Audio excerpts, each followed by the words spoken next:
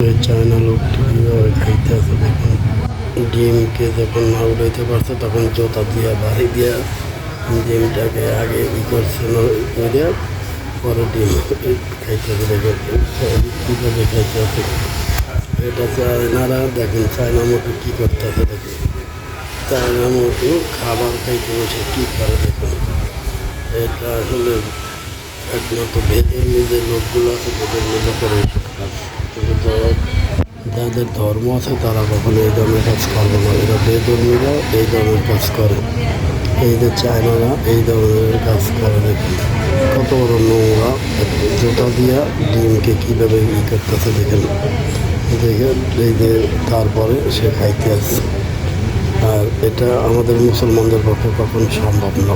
একমাত্র এরা চায় না, এদের কোনো ইমান নাই, এদের কোনো হালাল হারাম নাই, তাই এরা খাইতে পারে। কিন্তু মুসলমানের কখন এরা খাইতে পারবে না। এরা একমাত্র চায়নাদের এই কাম চায়নারাই পারে। এটা চায়নাদের